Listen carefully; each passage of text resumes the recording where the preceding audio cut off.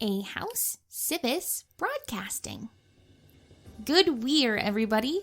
That's right, today we're implementing some exciting ideas for the next few weeks. Why? Why would you do that? Why can't we start off the weird episode that we're doing normal? Why do you have to make it weird? Because if I did it normal, it would just feel kind of weir-y.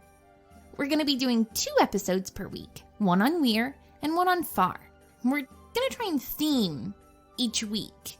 And this week's theme, as requested, is infamy. That's right, 2 back-to-back broadcastings this week, all about infamy and those who are infamous. We're also going to be starting our interviews with the racers of the 8 Winds all month leading up to the race. This week, we're going to be interviewing the racer for the Eagle. So grab your beverage, sit back, and we relax to today's broadcasting of A Chronicle of Echoes.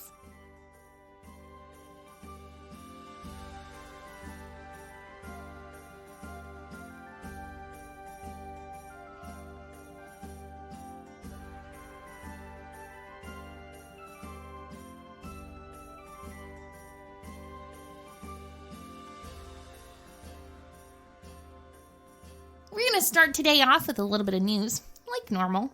And then we're going to do Alufi's Asks. Like normal. See, it's not weird at all. All right, that's 2. No more. That's the end of it. I'm sorry. You did a really good one. But you doubled down. You shouldn't have doubled down. I didn't mean to double dip. Would you like to read the first news article? I really would. Well, after you. Next Zur is graduation day for many Morgrave University students. Let me be the first to say, welcome to the thousands of well-wishers coming into the University District and Upper Memphis Plateau. The City Watch has said that extra patrols will be deployed to help manage the influx throughout the weekend, but crowds will cause citizens to be shoulder to shoulder. Commander Kazal stated, "I'll note that Sharn has several laws on the books to punish overly festive carousing, and I intend to enforce them.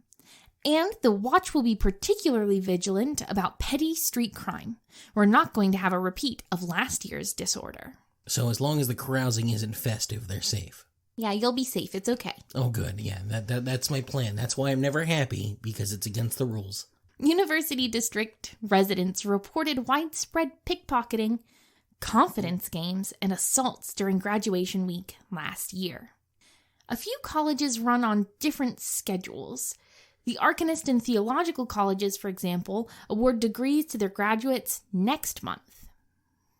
Well, that is exciting. Will you be there for the big graduation in the Great Hall of Orion? I will, actually. I'm probably not going to go. I have heard that this year's keynote speaker is Darren Olio, the famed explorer from Argonessa, and I just don't want to.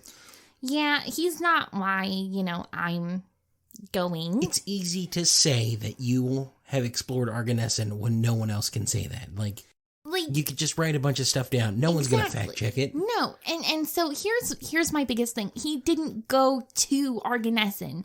Oh, he went to some of the islands around Argonessan. That doesn't count.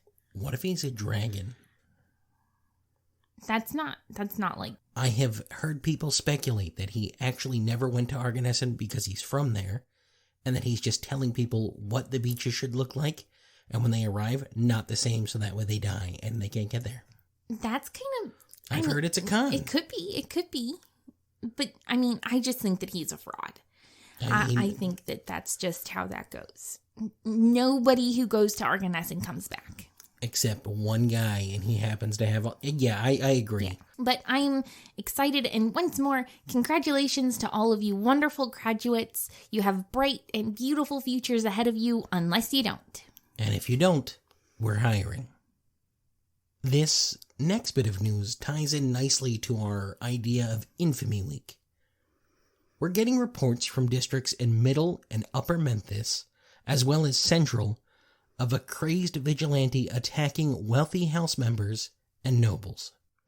The vigilante, calling himself the Striker, is targeting affluent citizens he believes are outside the reach of justice. While the article is sparse, we will be able to provide unique insight, as we will have this vigilante here on Far as our guest. What a terrible name, though. I'm not sure I'm going to let him know when he's here. Striker is a bad name. You're a vigilante? Come on, something. Call yourself the Chimera or something cool like that. Yeah, that sounds lame. The Chimera or the Striker? The Chimera. Like the Striker, like he's striking the law. He's like striking for justice. It's like, like... It's one step away from Punchy Guy. How is the Chimera better? Call himself Lightning, then. At least lightning strikes. So, here we go. We've got some sad news coming out of Stormhome. Corvin de Lyrindar, the last surviving member of the famed Starwind airship voyage, died on Zor, surrounded by loved ones. He was 184. Corvin was one of 14 crew members that returned aboard the battered airship after having been missing for 2 whole years. While he served his house valiantly for many years and became a captain in his own right, his story will always be when the badly listing Starwind reappeared over the skies of Sharn in 841. Captain Teshin de Lyrindar told a wondrous tale of his airship being sucked into a vortex during a hurricane that led to strange lands beyond Eberron. Fake versions of those logbooks were all the rage in the mid-850s. Starwind sagas, they were called. I read quite a few in my day, and they're very interesting, but the real logbooks are under lock and key with House Lyrander to this day. Captain Teshin de Lyrindar died in battle with pirates in 880. His will included extensive provisions for splitting the, quote, recovered booty of the Starwind voyage. House Lyrindar elders said that the Starwind's hold was empty when it returned. Furthermore, the airship's logs gave no indication of a discovered treasure. Asked about Teshin's will last year, Corvin dismissed it as, quote, just a joke. There's no treasure of the Starwind, that's for sure. We saw a lot of strange things, but nothing that would make us rich. In any case, the house would get the treasure, not us. With no direct descendants, Corvin de Lyrindar's estate will be auctioned within the house next month. I happen to know someone in the house, and I'm going to ask them for a favor because I would love to attend that auction, even if I can't purchase anything, and maybe have him pick up a piece or two, because I'd love to get my hands and just look at him. Just take a look. There has to be something there. He left it in his will for the treasure. It's weird. It's all very suspect. The treasure is the friends they made along the way. You can't divide up friends you made along the way after everyone's dead. Well, you know what time it is? Alufi's Advice Corner questions. It's that time. Right you are. Dear Alufi, I'm an adventurer, and I was recently reincarnated after an unfortunate run-in with a Lemanian bear. I was an elf before, but I am now a human, and I have also lost my dragon mark as a result. How do I tell my family? Adventuring was something I was allowed to do until I was 110, with the understanding that I would return and perform for the house afterward. Now that is no longer possible. In addition, I am currently 97. I don't know how much time I'll have after reincarnation, and I don't know how to tell them they'll now very likely outlive me. A lost and worried Defilarian. Well, lost and worried, this is definitely a very heavy topic. I'm glad that you ended up not staying dead, and the miracle of reincarnation is amazing. But I also know what disappointment can feel like. I'm sure that your family, they may feel hurt and sad, but they'll understand that it's either never see you again or have the ability to say goodbye. I can only imagine the stories that they'll tell about you in, the Fjarling custom. I don't know what kind of state you're in physically, but let's say, 97 is still very young for an elf, and if reincarnated, you still are similarly young as a human, then you still have a solid, 80 years? And advancements in healing magic, with House Drasco, I'm sure that you could live even longer than that. But your family may be sad to begin with. Heck, they might not consider you their child anymore, their kin, because you're not a Fjarlin anymore. You're not an elf. You're not dragon marked. And if they do that, they're very rotten people. The strength of dragon marked houses isn't that our blood is better than others. It's the way that we've structured our families. It's how we rely on each other. And if they can't realize that you need to rely on them for even just a moment, well, maybe your adventuring party is better than they were. Also, if the house tries to collect anything from you, remind them you paid your debt because you died. You only give one life, you don't give two. Let's go to something a little lighter. That was a little heavy. Dear Alufi, could you let Kevin know that I'm his biggest fan? His nasally voice is like the singing of the Archons. And who doesn't love a man with the musk of an unwashed capybara costume? The tiny tavern has taken a tiny slice of my heart. If you haven't figured it out yet, this is sarcasm. Kevin, stop eating my food in the chill box. It is labeled for a reason. Sightless. Did you really spend the 2 crowns to submit an advice corner question just so you can call Kevin out in front of the entire city? My lunch cost more than 2 crowns. It was well spent. My advice for this is if you put your name on it, it's yours when it comes to food in chill boxes. And don't be that guy. All right, now actual advice. Howdy, Lady Alufi de Civis. So I need some advice on how to ask out someone I kind of like, But the thing is, we're a bit different. Opposite faiths, and he's kind of undead. But that smile of his makes me all kind of flustered. Signed, Anonymous. Yeah,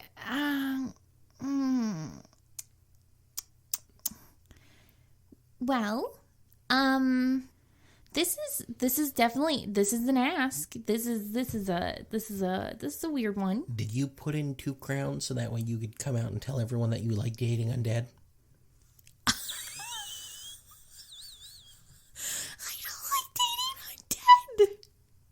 Then this is a weird question. We should go ahead. I'm gonna. I'm gonna do my best. So Anonymous. Sometimes letters are a good way. I think that we should make sure, obviously, that the undead is able to make decisions and have their own thoughts, kind of like the Undying Court in Arenal. They are conscious and can make decisions. So I'm going to assume that they can make decisions because this is opposite faiths. So they probably are a sentient undead, just based on what I... Yeah. So, faith doesn't always factor into relationships. And I think that maybe find out what their love language is and try to talk to them in their love language. So, if their love language is big gestures, try and give them a big gesture, And if their love language is giving gifts, give them a gift. Potpourri, gentle repose. A new coffin. Well, that's a good one. Whatever it is. Learn their love language. And this is good advice for anybody, whether you're in love with a lich or... normal. Just a regular person. Learn their love language and try and respond in kind. So that was a weird one. This is quickly becoming my least favorite segment. I want you to know that. As fun as it is to make fun of Kevin, things like that, I'm going to stick with me the rest of the day. So, before we hit our promotions and our musical break, we'd just like to take a moment to thank everybody who's listening to today's Echo. I'd also like to remind everybody that it's really easy to get in contact with myself and Sylas, as well as Meeps and Kevin and the rest of the House Civis Broadcasting Guild. First, you can always send us a Nymm mail at housecivisechoerstation@gmail.com. The G is for Nymm. Next, you can go to our special community center at civisechoerstation.com to get more information about our segments. Leave comments, send us messages, find out where you can get more information, learn about all of our affiliated people like Genbo and Thresher Kane, who's doing some really good work out there. And finally, you can always use those comment pads next to every Echoer device and leave us a comment, question, or concern. I like it when people do little drawings like hearts or thumbs up, smiley faces. And at the end of every evening, our subscribe will pick up those comments, and we'll get to read them. Also, you can speak with our subscribe, and they'll keep you up to date on our show and help you follow along each week. We are also now accepting patrons. We have a Patreon account set up through House Kondarak, so you can donate and keep this show on the air paths. We'd like to extend our deep and heartfelt gratitude to all of our current patrons. So after this short sponsor and musical break, we'll be right back.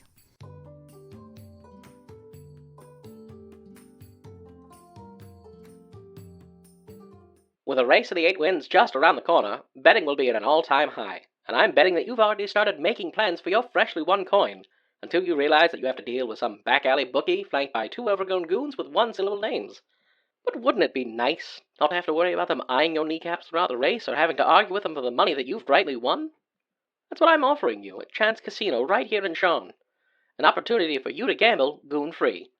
So when you're ready for something different, take a chance.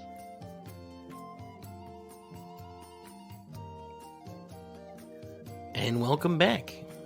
I'm not happy that we have sponsors again, but at least it's something, right? Do help pay the bills. But so does Kevin, and we don't want him around all the time either. Someone that I'm excited to have around, though, is my good friend, Jack. We have talked repeatedly about how this week we're dealing with more infamy than fame. We're giving a voice to those who aren't adventurers, but who change the city in very different ways.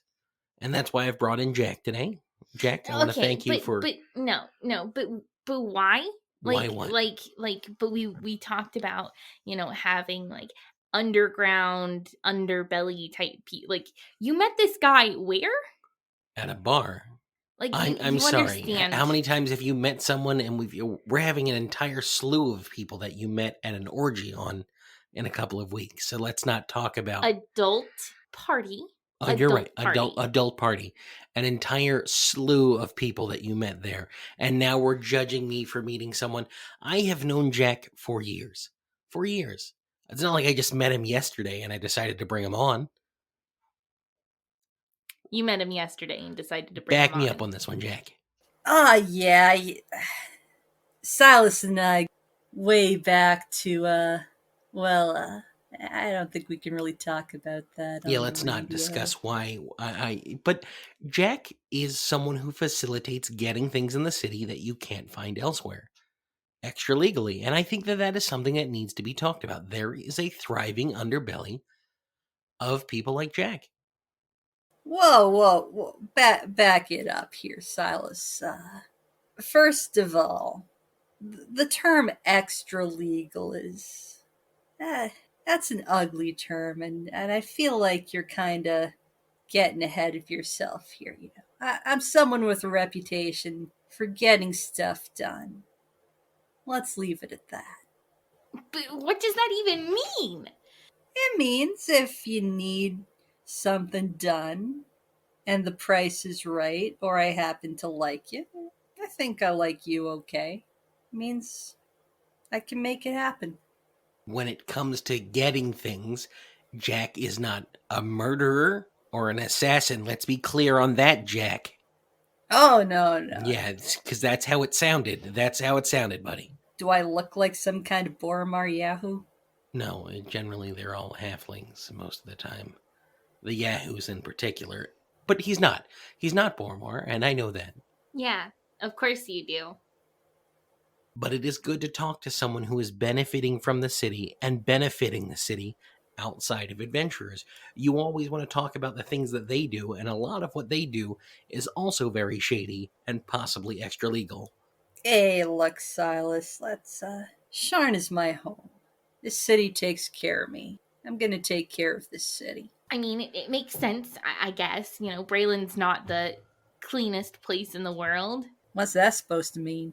I mean, Ondair literally has cleaning stones everywhere. That is fair. I was going to say Tower Spit means Yeah. that this city is clearly not It's clean very in any way, gross. shape, or form. Nah, you get used to it. But I think that what Alufi's trying to imply is that there is a lot of crime in our city. Not saying that you're involved in that, Jack, just that it is for a fact there is a lot. There are quite a few with the Dask and Clan Boromar and several other prominent groups, the Pilfered Wands, all making Sharn their home. I can see where you're coming from. Yeah, you know, all these people moving in, thinking they own the place, kicking good, honest people out of some neighborhoods. You gotta look out for your own. That's all I'm saying. So you help people, like, what does that entail? Like, you just, I guess, like, Silas, I don't even know why we have... We're having on a vigilante who has taken up arms against crime in the city. Why not talk to someone who technically is operating outside conventional norms and how they would be affected by someone like that? Because you know that with adventurers killing off all the monsters and stopping most of the villains, and then now you have a vigilante who's cleaning up street crime, as he says, is he actually cleaning up the streets, or is he just affecting hardworking citizens like Jack? Jack, what's your opinion, I suppose? First time hearing about this guy. You got a name, Silas? We covered him previously. His name is the Striker. Yeah, never heard of him. But I'll tell you what, Silas. I believe everyone's got a right to make their own path. And, if this guy's gonna come in and help make life a little better for the people in Lower Tavix, well, we'll see how it goes. So neither for or against. That makes sense. Jack, you seem like a nice fellow. I mean, you're certainly pretty to look at, but Yeah, thanks. You're welcome. Stop flirting with a guest. Just because Jack is wearing your face doesn't mean you need to be nice to Jack. Jack, let's be honest. You work outside of the law a lot of the time. Why go that route? Why work outside instead of working with the law or working within the law? Why take those steps? Back it up. I do have my connections within official channels. I'm not trying to step on anybody's toes here. I'm a good browl. Like I said, this city's been good to me. But, as far as why I do what I do, you remember that place we met at, that bar down in Dragoneyes? I grew up above that bar. Things weren't always easy, but a few years ago, the right person came along to help me out, and some people might question her methods. But the way I see it, she taught me that if there's someone else you can help out who might not necessarily get that help otherwise, and if you have to end a few conventions in the process, well, that's just what you gotta do. There are people who need help, and there are people who gotta do the things that need to be done to help them. Sometimes those things aren't always the best things in life, but someone's gotta take the hit, and it might as well be me. It's a guy like you at the Sybaris mark doing down in Dragoneyes anyways. The whole point of bringing you on here was not to talk about me, but to talk about you and how you do the things that you do. I'm curious. I think that the city needs to hear about things like this. There are people who make sure that day-to-day things happen in the city, who bring in things, who get things done, and who don't get the credit for it. With your talents, I would imagine that there are places outside of Sharn where you could make quite a bit of a living, quite a cushy living. So what about Sharn is making you stay here? Why Sharn? Why not someplace like Rote or Drome? Drome? Well, like I said, I grew up here, born and raised. Spent the first chunk of my life on the streets in Dragoneyes, and then I got an offer for something better. And, well, it comes right down to it. There was no one better for the job than me. I know this town. And, it's got everything you want. There's nothing anywhere else that you can't get in Sharn. And, I've got roots here, and that means something. That does make sense. Having grown up in Dragoneyes and being a changeling, do you not feel like, as Sylas has put it multiple times, working in the extra legal professions paints a bad picture on already a stigmatized group? All right, sweetheart. Like this whole extra legal thing isn't really sitting too well with me. I do some things on the down low, but well, I've never seen the inside of a jail cell that I wasn't in on purpose. Yeah, as far as how people think about changelings here. You implying that I'm making life harder? Not harder per se, just that you might be perpetuating a stereotype. Yeah, what are the stereotypes to perpetuate? Ask anyone on the street what they think about changelings, and they'll tell you that we're gonna take your faces and steal your babies and stuff like that. Let's not, because Jack is right. If you go into a lot of the things that people believe about changelings, you're going to end up with 30 to 40 different answers on what that is. Jack is doing his best in a city where people always have to do their best. We don't talk negatively about Gembo, and he is the embodiment of all of the gnomish stereotypes, so let's not be as so rude to my guests. Jack, let me ask you, what is the most interesting request that you've gotten to procure something? Interesting, huh?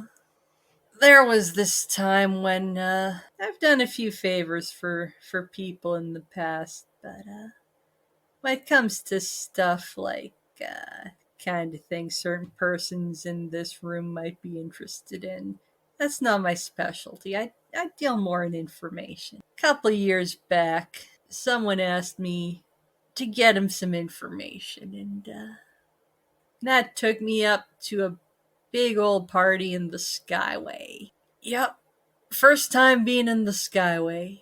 I put on my best face, so to speak. Got a new set of clothes. Got myself into this party. Well, they had some top shelf drinks there, let me tell ya. Oh, an illustrious party in the Skyway involving costumes. I'm assuming Alufi was there. Long story short, I'd never had the good stuff before. Had a little too much of the good stuff. Got shown the door before I could finish the job, so I came back the next morning. Made friends with one of the maids. Got the information I'd been hired to get, and it turned out I don't want to blow my own horn here, but there were lives at stake. You know, these people who live up there think they can play games with the rest of us, and well, old Jack beat them at their own game. What was the information about? Like, who did you hurt? Like what? I'm sitting here at the edge of my seat right now, Jack. You can't just leave me like this. Oh, he will. Jack never finishes a good story. Damn straight, Silas. No, Jack will have you guessing into next week what it was, and then you'll go home and track down the pieces, and you'll try and put news articles together, and you'll build a collage on your wall all about Jack, because that's the kind of cool guy Jack is. See, I told you bringing him in was fun. I still think you only just met him last night. You'd think that, wouldn't you? I remember one night, Jack and I were talking all evening about, you were doing, what was it? You were a hired hand for some professor. What was it? Nefrit? Yeah, Gid Nefret, nice lady. Oh man, the stories that Jack could tell about that whole thing are absolutely. You know what? I think that you and Jack should just have a conversation. It would be nice to just get to hear more from him. I'm sure you'd love it. So you did something for Morgrave? I'm not ashamed to say I was a little down on my luck a few months back, so I got work where I could take it. You know, there was a posting at Morgrave looking for some people to help out on one of their old research trips. You know, they go and they find stuff and catalog it and write about it and whatever. So yeah, I got on board with one of those. Never thought I'd ever see the outside of Sharn in my life, but well, these things happen. Nefrit. Wasn't she the professor that was found murdered? Yeah, she was. Well, I mean, I guess I'm sorry for your loss. But Morgrave University, that's cool. What do you guys find? We just we found a few artifacts that were of interest to some folks in Dargoon, and kind of met up with some of them along the way. Turned out we had a common goal. You know, Morgrave wasn't too happy with us at the end because, we didn't wind up bringing the artifacts back to them. You know, our friends in Dargoon needed it more. So a Dakani artifact's going to the Dakani. I think we can all agree that that is the appropriate outcome from that. Yeah, they're good people. A lot of times you hear about adventurers or other people coming across these artifacts and selling them or giving them to a museum in a different nation. And especially here with Zendrick, we get so many artifacts brought in illegally. It is mind-blowing. Well, I'll tell you, Sylas, our friends in Dargoon weren't the only ones, and Morgrave weren't the only ones who wanted that stuff. There were a few other players who were a little more aggressive about their intentions. But hey, I always get the job done, and had a good group of people to get the job done with. Everything went where it belongs. I got paid, and I got to see Drom. Well, that's me signaling us for time. Thank you, Jack. I mean, I was very apprehensive about you coming in because I figured you were just one of Sylas's drinking buddies and weren't actually an interesting person. But it was nice having a conversation with you. And it was nice proving Alufi wrong. It's been interesting, Alufi. You seem like a nice lady, and hope you get back to your party in the Skyway one day, I guess. Sylas, same time tomorrow? Sounds like a plan, buddy. Alufi, you take us out? And I guess if anyone wants to ask for Jack's assistance in things, they can find Jack in an undisclosed tavern in Dragon's Eyes? Absolutely. Just ask around Dragon's Eyes for the Savage side of Eberron. they'll get you in the right place. Well, with that, I hope everybody has a wonderful far. And remember to keep an ear out for those echoes of hope.